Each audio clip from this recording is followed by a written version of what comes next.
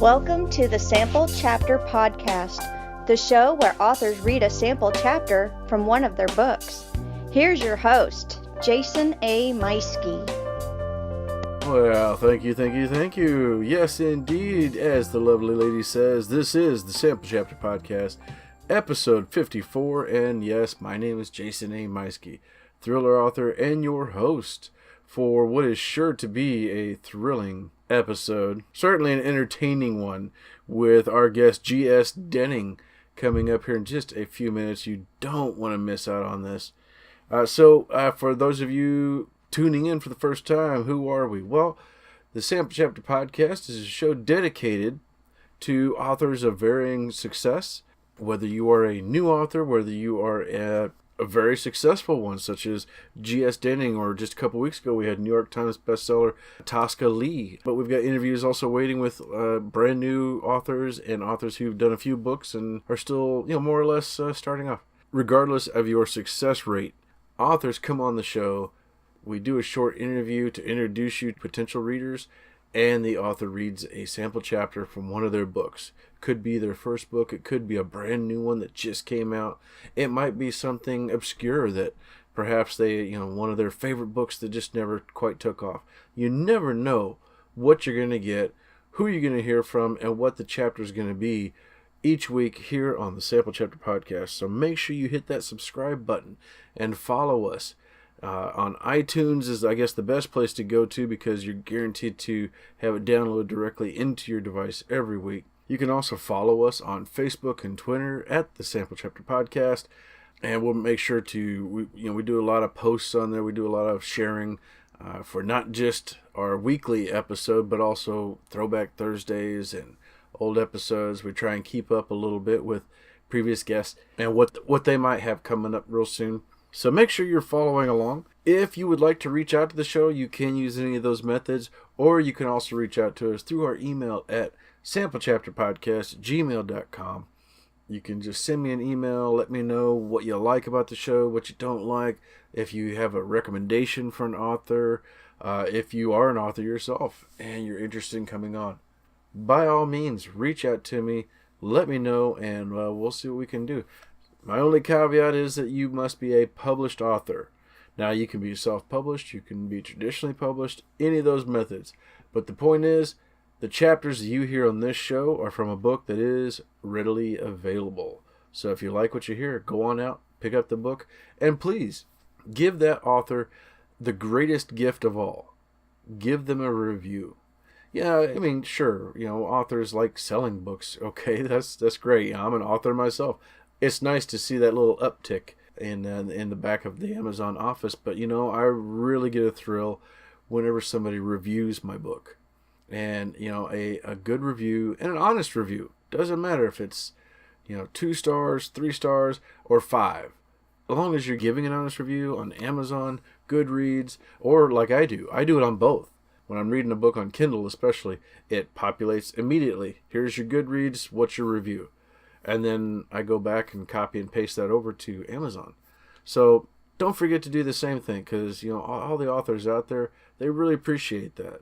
And it means a lot. And, as a personal thing for me, if you find a book that you really like because of this show, you can tell them, hey, I heard about this book because of the Sample Chapter Podcast, and this is what I thought of the book.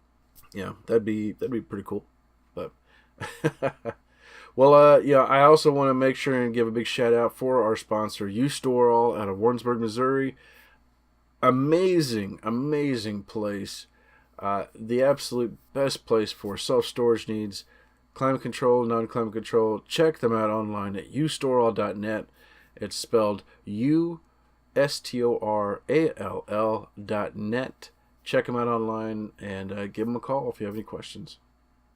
Well, like I said, this week our guest is none other than the Sherlock parody master himself, G.S. Denning. The guy is amazing. I was just blown away to get a message from, it was his wife who sent me an email. So, hello, Warlock Mama. That is such a cool Twitter name. Anyway, but yeah, I just want to say thank you. Yeah, so she first reached out to me, and what was really amazing is that this first started back in December, like the early parts of December. We were trying to connect, and one thing led to another. The holidays came and went. I was, as you know, I was really really sick during that time. We finally nailed down a weekend that we were gonna get together. We were gonna make the interview happen, and if you follow the show on Twitter or Facebook, then you know about the weekend where we had a huge storm and it knocked out power. My whole family, we stayed in the living room for next to the fireplace for heat. And it was that weekend I was supposed to interview two other authors, including Gabriel. And I had to let everybody know, I was like, I have no power. I have no way of doing this. So we reconnected. We finally got something set up and got this interview done. And he was just such a joy to talk to. So fun. He's a former improv guy, and for all you authors out there, myself included, he has great advice on using improv classes to improve your writing. He has a challenge for all you Instagram users out there. Make sure you are listening carefully because he's got a challenge for you if you are on Instagram. There's something he wants you to do. But he has the stories called the Warlock Holmes Mysteries. They're parodies of the Sherlock Holmes books, the original books, but they're redone in this like almost fantasy. There's just it's kind of a little bit tough for me to describe because I don't think I've ever read the original Sherlock Holmes. I found out just the other day cleaning in my office. I actually have the collection, so I guess I need to read those sometime. But I also have right here in my hand a copy of Warlock Holmes, A Study in Brimstone. It's book 1 in the series. Found it actually like 2 days before my interview with Gabriel. You're going to love it, and you don't want to miss out on his chapter reading. So you get a real taste for what this book is going to be like. If you know Sherlock Holmes, you're going to probably pick up on so much more than I am. So I'm anxious to read the Sherlock books and then come back and reread this. But as somebody who's not savvy to some of that, I still was laughing, getting to hear it the first time from him, and then going back and editing the episode and catching stuff I didn't catch before. And oh my gosh, this is great. You're gonna love it. Let's get on over to our interview with G.S. Denning.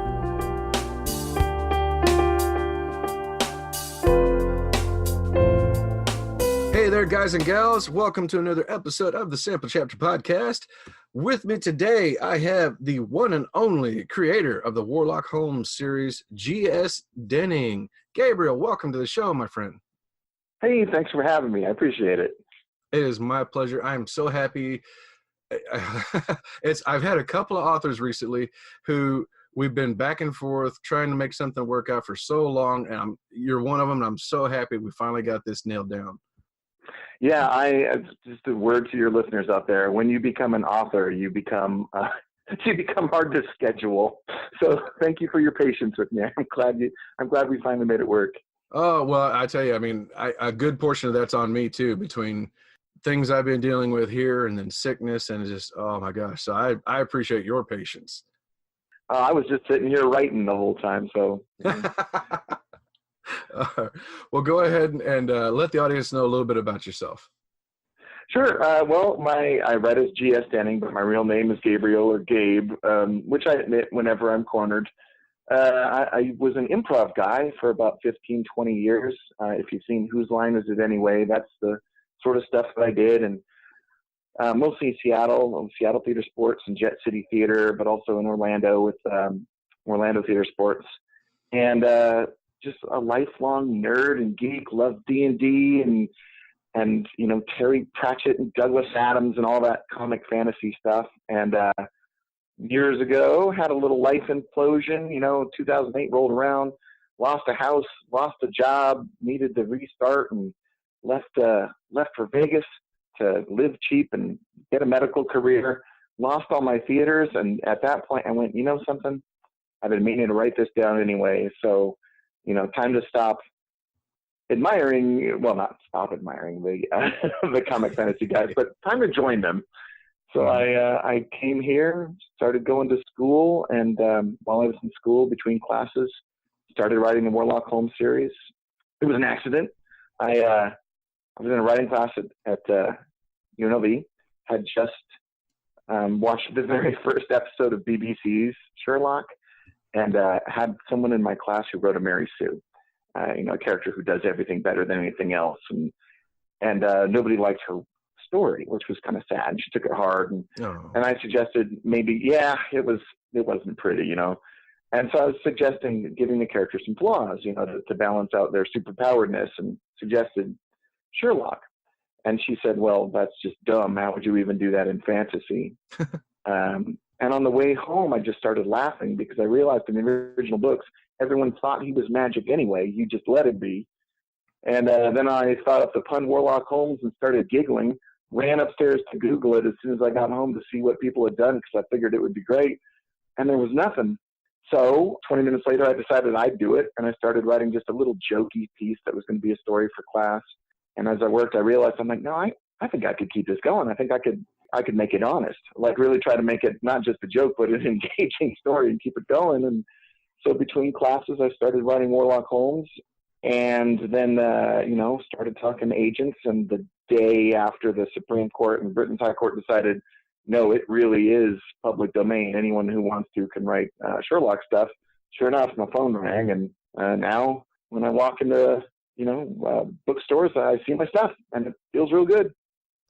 Yeah, absolutely. And like I was telling you before we began the show, I was in Half Price Books here recently and talking to them, and I turned around and there's a display with Warlock Holmes on the end cap, and I was like, "Hey, I know that guy. I'm talking to him." So that was like really cool, and they kind of, of course, they're looking at me like, "Really? Come on!" And I'm like, "Yeah, no, I know this guy. You have to tune in later on." So it is fun, actually. Even at bookstores, people don't expect to meet authors. Or one of my first things actually after the book came out, weeks after the book came out, my brother got married, and we were driving across. We were just in like Maine, in the middle of nowhere, Maine, and we stopped at Barnes and Noble to use the bathroom. And it occurred to me, I'm like, oh wait, I'm an author now. So I marched up to the desk and said, oh hey, I'm an author, and if you have my book, I'll sign it. And there's a clerk started looking it up while the manager, whoever heard, sort of came over to go, oh boo boo boo, we don't have your little book. And until the clerk went, well, actually we do. And the manager's like, oh, sorry. My first impromptu signing. Oh, that's awesome. So have you always wanted to write? It sounded like that was something that was just kind of on the back burner that you'd always thought about, or just kind of... Well, a lot of us from improv do. And by the way, if you have trouble with like writer's block, try taking improv classes. It'll fix it real quick. And there's a lot of people on television who come from improv, like Stephen Colbert and Tina Fey and Andy and Conan, and a lot of other people. But when you sort of get down to brass tacks, improv is much more writing than acting. You can be a pretty poor actor and still be very beloved, because as long as you can make up like 8 good stories a day in front of an audience while they sit there and watch you.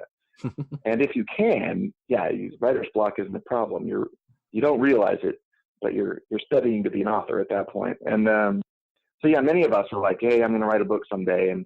And when I moved out here to Vegas with no friends and no theaters, well, yeah, sure. That's exactly what I did. It's amazing how many times that's the kind of thing it takes. It's that something happens that kicks us in the butt that says, you better get started. Now's the time. Like for me, it was finding out I was going to be a grandpa. And then all of a sudden, it's like, hey, by the way, you're going to be a grandpa. We found out late, so it's going to be happening here in a couple months. And I was like, I wanted to be a writer by now. I wanted to be like, so yeah, I got started. And then, so it's much the same with you. You have this life-changing thing, and it's like, get started writing.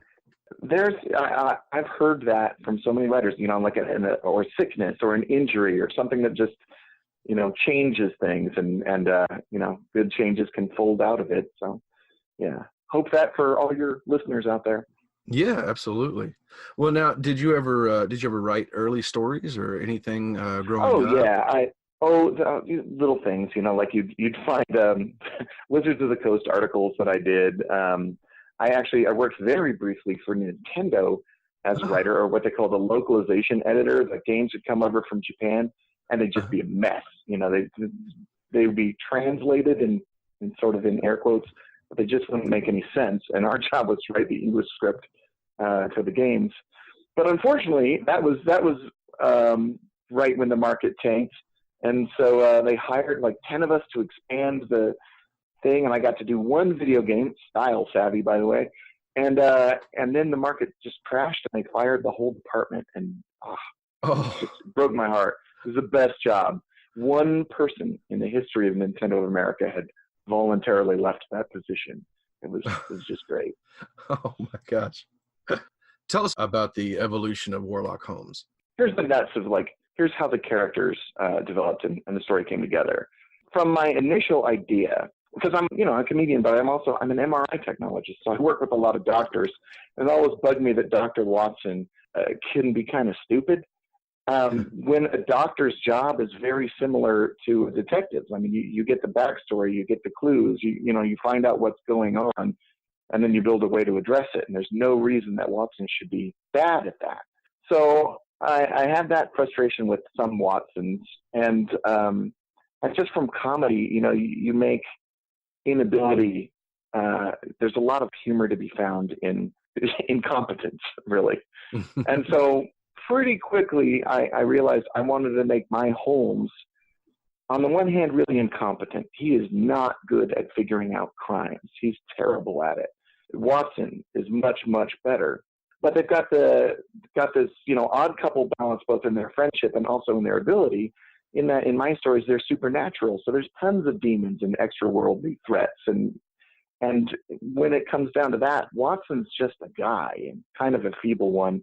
And Holmes is just this God-killingly powerful sorcerer, who's a well-meaning, nice, friendly guy. But when it comes down to it, if he doesn't concentrate on not melting the planet, he just might. So, you've got this balancing act of Holmes where he's just incredibly powerful in one sense, but incredibly helpless in others, and needs Watson to be that bridge to humanity, which, by the way, is what I always liked about the Watson in the original. Holmes is Sherlock as a genius who would probably forget to put pants on if Watson doesn't tell him to. Oh, I love it. And you've got, so far, there's 3 books out right now and working on a 4th, I hear. Well, yeah, I actually in fact, it's this. I just sent the 4th off 3 days ago as we record this. So it's in the hands of London, going off to the publishers. And I'm working on book 5. They've bought at least 5. And luckily, knock on death, things are going well. So it looks like they're going to buy more. It would probably take me 8 books, maybe 9, to parody each and every one of the original 60 Sherlock Holmes stories. And that's what I'm doing. My stories are fairly close parody, to the point where even my outlining duties are light, because a famous British dead guy did that for me 100 years ago. It's kind of a sweet setup. That is so cool. I mean, it's brilliant. You got ready-made material, and it's just looking through Amazon and reading up about it, and you're following that you've got it. You look like you're doing really, really well, bud. Well, I got lucky. I'm standing on the shoulders of giants. There are so many Sherlock fans out there, in the differing iterations, some of which are pretty comical, like mine. And I will admit, when I started this, I was very worried what Sherlock fans would think of me. I expected a lot of flame. I've got very little.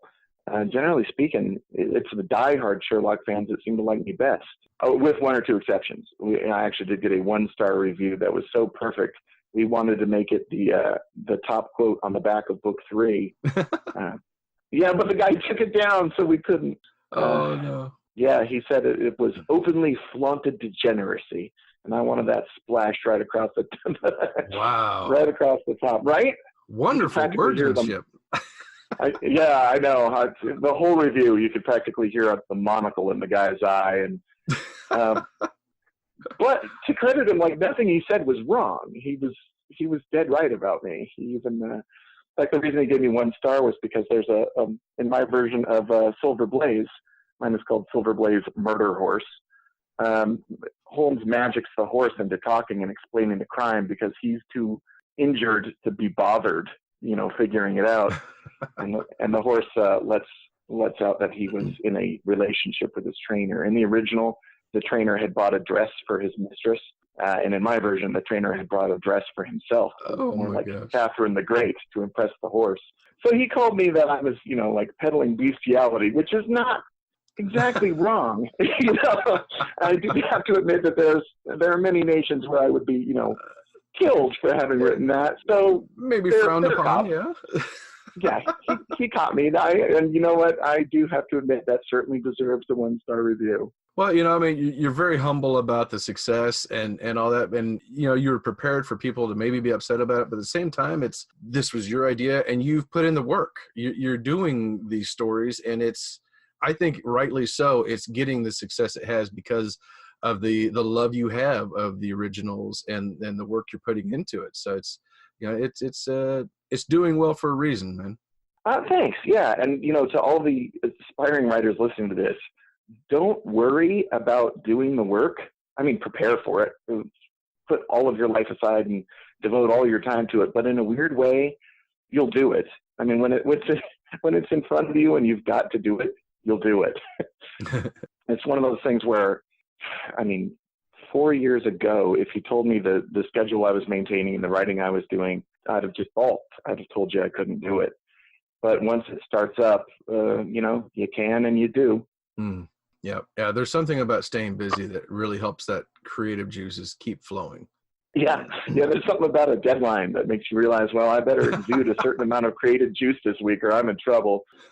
That's true too. Yes. Well, so now how about anything outside? Are we going to see anything outside of Warlock Holmes? Or you have anything that you're working on or maybe contemplating? I do. I have one actually. You know what? It's funny. It's late because it's been written for about 4 years, I think. But we went with Warlock first, and in the interim, Black Panther and Wonder Woman came out. I have a book called The Ballad of Bucky Deuce, and it's an inclusion for comics fans book. It's about the son of basically Indiana Jones, who winds up in the same school, at first being threatened by and then being romantically interested in the daughter of his father's mad scientist enemy. So basically, Romeo and Juliet if the Montagues were the Indiana Joneses and the Capulets were mad scientists. Uh-huh. With a lot of message about, what it takes, for this next generation, like if it's your dad who was Captain America, and now you've got friends who are not male and not white and, like looking back at some of the stuff that came out of your dad's mouth, and how things are changing and getting more inclusive, but ooh boy, they weren't always that way. And sort of, right. taking the good with the bad with comics and, our changing values and demographics. So that might eventually be coming out. So Ballad of Bucky Deuce, look for it on shelves. Who knows when? And then I have an epic fantasy with it's the most serious thing that I've written. It's called The Devil in His Youth, and it's about a boy who's half devil. He's sort of his mom, who didn't want to be a mom, dropped him off at the abbey one day so that the nuns could either raise that child or kill that child if they thought that's what the religion demanded. And they brought him up, and he's copying all these religious texts, really hardcore sort of conservative stuff about good and evil, and really thinks of himself as a wicked thing, and grows up to become just this sort of hardcore monster hunter because A, he really sort of is bred for battle, and B, he's got this religious self-hatred outlook that means he's willing to take on any fight because whether he wins or whether he loses, the world loses a monster. It's a good outcome. And that one's kind of on the back burner now. And one of the main reasons is just I'm up to my neck in Holmes, so I can't write it fast enough. I got one of these yesterday. Someone who discovered my books, I think on Monday, and by Friday had read them all. And when's the next one? I'm like, oh God, I'm working, I'm trying. no one can write that fast. Person, A, thank you, and B, I'm sorry, I'm typing. Yeah. Oh my gosh, that's awesome! I can't wait to hear about it. You'll have to let us know. I'm following you online in several places, so I'm sure I'll find out. But yeah, you'll have to let us know when any of these others come out, and of course, future Holmes books, and we'll make sure and share these as well. No, I appreciate it. Thanks. Yeah, I'll come on and read chapters if you want. Excellent. Well, where can speaking of, where can listeners and potential readers, where can we follow you? You can find me at Warlock Holmes on Twitter, on Facebook. What's funny? If you put up anything with the word Warlock in it on Instagram, my wife will find you, and we will be connected. My wife is my PR agent, and she's tireless. She's hungry. She's like a wolf. Go ahead. Yeah. Post something with Warlock and try to have her not pick it up. Go ahead, people. I dare you. Let's do it. I've seen her work on Twitter, and she's fantastic. Yeah, I'm like in many ways lucky to have married her, and yeah, I'll admit I'm a Luddite. Poverty made me a Luddite, and so I was kind of not super comfortable with that stuff. And Amanda just rolled her eyes and went, "Here, I'll show you." And boy, she did. Awesome. Well, and I do want to make sure and say thank you to Amanda for reaching out to me in the first place and helping us get together, kicking this off, because that was great, and I loved having that email from her. So thank you, Amanda, for making this happen. Thanks, honey. We both love you. Outstanding. Gabriel, thank you so much. I mean, we could sit here and talk. I mean, we didn't even dive into like the 70s and 80s and all this other stuff. So I think we probably could have talked all day, but I know you've got a lot going on, and we need to probably get you on over to our chapter. Thank you. Fun. Thank you so much. Well, thanks for having me. It's been a blast. And yeah, it's funny for me going back and getting a chapter out of book 1 and going, oh yeah, I remember this. And as soon as I'm done reading it, I'll be back in book 5. So visiting my own past and priming the pumps here, I hope. That's great. I guess I should have asked that. Is that the we're hearing from book 1 today? Yeah, I figured so. If you're amenable, chapter 7 from book 1. This is right after Watson's moved in, realized there's something terrifically wrong with his new roommate. Holmes tried to hide the fact that he was, just riddled with demons, but he didn't do it well. And they're now doing their very first investigation, and it's becoming clear that Watson's really good at, solving crimes, and that Warlock is just, incompetent but impossibly powerful. And this is the scene right after they've recovered a bakery wrapper from a murder scene. Fans of the original Holmes and Studying Scarlet will probably recognize this part from Studying Brimstone.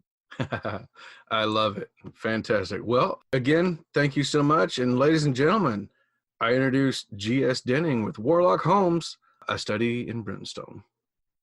All right, chapter 7. Even in my prime, the day's exertions and excitement would have caused me some weariness. But I was not in my prime. I was still recovering from my shoulder-shot, gut-sick Afghan misadventure. Thus, the instant we reached 221B Baker Street, I collapsed into my armchair before the hearth and slept. I woke at 7:45, famished and bedewed with my own drool. It was not my hunger, but the slamming door that stirred me from my rest. Holmes rushed in with the evening paper in his hands and a look of terror upon his face. On your feet, Watson. The game is afoot, and the wolf at our door. Or, anyway, he should be at our door in as little as 15 minutes. Rubbing the sleep from my eyes and the spittle from my chin, I asked him, whatever can you mean, Warlock? I think I owe you an apology, he said, and flipped the newspaper into my lap. It was open to the classifieds. One of the advertisements was circled in black ink that I might identify the source of our strife. Found, one bakery wrapper, in the street outside number 3 Lauriston Gardens. If the owner wishes to reclaim, I shall be at my rooms at 221B Baker Street, alone, unarmed, and probably drunk, from 8 p.m. until 9 p.m. I am physically feeble, and my neighbors cannot hear loud, violent noises. Inquire Dr. John Watson, M.D., mother's maiden name, Constance, Lloyd's bank account number 8720764. What the deuce is this, Holmes? I howled. The Times, he said. No, this advertisement. How has this happened? Well, I posted it myself to lure the killer here. When? I demanded. It takes days to get an advertisement in the Times. I know. It was 4, I think, maybe 5 days ago that I submitted it. Ridiculous. How would you have known what to say?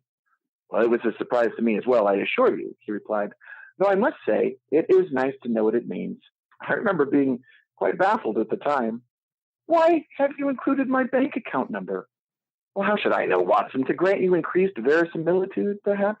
This way, the killer can stop in at the bank and learn that there is indeed a Dr. John Watson residing at 221B Baker Street. Well, and clean me out while he's there, I suppose. Oh, come now, Watson. Everyone knows you have no money to steal. I'm surprised that one detail is what should concern you in any case. What is the theft of a few shillings compared to the prospect of your murder? Well, I suppose I'd better go. What, Holmes? Go where? To get Gregson, of course. We'll want him here to intercept the killer. He's just down the street. Shouldn't take me more than 20 minutes. If the streets are clear, back in a tick. Holmes was already at the door, hat in hand. Warlock, I may be dead by then. Nonsense, Watson, he scoffed. The poison probably takes a few minutes, don't you think? Stall him for us. Shoot him if you must. You've got a gun. That was true. I had my service revolver. I was already mid-lunge, heading for the case I kept it in, when Warlock added, I stripped it all down and cleaned it for you. Where did you put it? Why, where did I put it? He mused. I recall that the chamber is on the bathroom sink. Ta-ta, Watson. Good luck. The chamber? I went pale. How clearly my mind's eye could picture it. Holmes, in a fine mood, humming one of his absurd little ditties, cheerily cleaning this pistol component and then the next, carelessly discarding one the instant he was ready for another. If someone had asked me that morning whether I might be able to ravage all our rooms in 11 minutes, I should have said no. I would have been right, too. In 13 minutes, I think I could have done it, but I ran out of time. I had the chamber, the carriage, the barrel, both halves of the handle, the revolving pin, the advance mechanism, the trigger, and 4 bullets when I was interrupted by a knock at the door promptly at 8. No hammer. I had no firing hammer. I let the pieces drop onto the dining room table and called, Yes? Dr. Watson, said Mrs. Hudson, poking her head in at the door. Lady here to see you, doctor. She swung the door wide. There, framed against my only reasonable route of escape, was a lady with a bulging purse and a copy of the Times. She was a strapping 6-footer with well-muscled shoulders and a prominent Adam's apple. Obviously, she'd had some hurry getting here, for her face still bore traces of the lather she had used when shaving off her full beard. The dress could not have been hers, for it was made for a person barely half her size. Oh, but the bonnet actually did suit. I'd say the disguise was insufficient to fool anybody, were it not for the fact that Mrs. Hudson had been taken in entirely. She fixed me with the first friendly smile I'd ever seen her perform, and chirped, Well, I'll be off then. I hope you'll not be wanting anything, Dr. Watson. It's scrap metal night, and I'm just off to fire up the grinder. No, I won't hear you call, I don't think. Why, that old contraption would beat a brass band, wouldn't it? Anyway, sure it'll drown out any noise you two could make up here. Good night, all.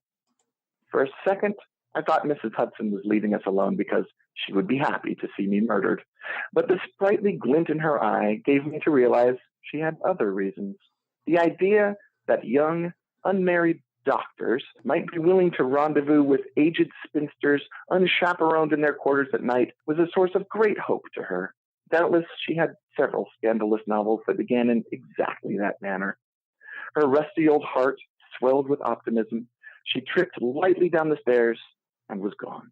The killer smiled and stepped through the doorway. Realizing my only hope lay in playing along, I croaked, Good evening, Miss Sawyer, the killer said, affecting a pathetic impression of an elderly crone. I've come about the advertisement. Do you still got that wrapper? Just there, on the table here. Welcome to it, I said, nodding my head to where the bakery wrapper lay beside the ineffectual pile of pistol parts. Oh, God have mercy. Thank you, good sir. You're very welcome. Good day. It belongs to my daughter, you see, the murderer continued, visibly counting off his rehearsed speech on his fingers, point by point. She married that Tom Dennis. Regular fellow he is, so long as he's not in his drink. He's true enough at sea, but in port, well, the women and the liquor, they get the better of him. Oh, sure, my good daughter was for a savage beating had you not recovered her missing wrapper. How lucky that I did. Please take it to her. She lives at 3 Mayfield Place, Peckham, and I live at 13 Duncan Street, Houndsditch. She was on her way to a circus that night when she dropped the wrapper. Ha! I cried. Number 3 Lauriston Gardens does not lie between Mayfield Place and any circus that was open on the night of... Oh, wait, nope, I don't care. Please take it. Sally Sawyer, that was her name. Now Sally Dennis, since Tom Dennis wedded her. I have their marriage license here if you'd like to see. No, not necessary. Please. Now have a look, sir, and you'll know I speak true. Please, I believe anything you say, no matter how preposterous, I pleaded. I have no intention of fact-checking any of this. Just take the wrapper and go. But he ignored me utterly and continued, It was a token of their love, you see. I gave a deep sigh and muttered, How odd, and yet perfectly credible. It's off the first donut, whatever he bought her. I'm sure it was a very nice donut, I said, which turned out to be a terrible mistake. The killer's face went pale. A look of remorse and longing that would have drawn sympathy from the very stones crossed his face for a moment, but was chased away by a flood of vengeful hate that froze me where I stood. He howled with rage so intense that he managed to drown out Mrs. Hudson's scrap grinder for a moment. Then he turned away to punch the wall. His fist shattered lath and plaster and sank in so deep I half fancied he'd broken through the opposite side as well. That it was, he told me, all pretense of the fictional Mrs. Sawyer gone from his voice. The best one ever. He closed his eyes, hung his head, withdrew his fist from the wall, and promptly plunged it through again, setting a second hole just 6 inches from the first. With trembling hands, I picked up the wrapper from the table. Inch by inch, though terror gripped my heart, I approached him. A sudden inspiration took me. As stealthily as my unsteady fingers could manage, I tore a tiny corner from the wrapper and placed it in my pocket. I forced myself across the room to where he stood, with his fist in the wall and his petticoat all in disarray. I placed the wrapper in his free hand, closed his fingers over it, and squeaked, It's yours. In my heart, I prayed he had not seen me tear away the corner of his precious wrapper. His back was to me. How could he have noticed? I hate to think what would have occurred if he had. Thank you, he said. Strange how heartfelt his gratitude seemed. He sounded as if I had just saved him from the gallows, and I had an instant of guilt when I realized I intended to do just the opposite. Without another word, he drew his fist from the wall and disappeared through the door. The moment he was gone, my knees gave out, and I would have plunged to the floor, except I knew I must observe all I could about the man in the hope of catching him later. I staggered to the window and sagged into the very armchair I had thought to deposit Warlock in just that morning. The killer walked into the street, approached a waiting cab, and called out loudly so that all the street might hear, Number 3 Mayfield Place, Peckham, driver. This in spite of the fact that there was no driver. After shooting a fleeting glance up and down the street, the old crone bounded up into the driver's seat herself and whipped the horse into a gallop. At least we had it right that the killer was a cab driver. The urge to collapse overcame me. I staggered across the room to the brandy decanter, then back to the chair before the fire. Here at last, I allowed my legs to buckle, and I fell in a heap, interrupting my tremors from time to time to pour a healthy draught of brandy down my throat. It was nearly an hour and a half before Warlock returned. By that time, I had already turned away 2 other callers. One was some sort of insane baked goods collector. The other had just come from my bank and claimed to be a Nigerian prince, in spite of the fact that he was clearly of Chinese descent. His family fortune had been seized, he said, and if only I would deposit £1,000 in my own bank account, the number of which was written on a crumpled piece of paper clutched in his right hand, This would somehow allow him access to his own monies, 10,000 pounds of which he would immediately pay to me. Exhausted, and by no account sober, I told him I would. The instant he left, I made a note to open a new bank account at my earliest convenience. At last, Warlock burst through the door in high spirits. He clucked, "Hi-ho, Watson! I've just had a merry chase. I quite forgot. Grogson was headed out to the theater this evening. I checked a few, but I never found him. Any luck here?" I nodded. "Did you encounter the killer?" Again, I nodded. "Tell me all, Watson. Tell me all." I shook my head. "Perhaps tomorrow, then. You look quite undone, I must say." He leapt into the other armchair and poured himself a snifter of brandy. He had no intention of drinking it, I knew, but would often pour himself one whenever anybody else had a glass, so he could pretend to be joining in. He settled back, smiling, but then jerked forward, his reverie interrupted by a sudden remembrance. After rummaging through his coat for a few seconds, he withdrew a small metal curio and said, "By the by, Watson, I found this queer little device in my pocket. Have you any idea what it might be?" I can hardly describe the wave of fury that washed over me. If I had not been in an alcoholic stupor, I think I would have leapt from my seat and throttled him. Yet, in my current state, there was nothing I could do but say, "That, Holmes, is the firing hammer of a Wesley Price .455 revolver." His face contorted into a mixture of amusement and wonder. "Is it?" "I am fairly certain."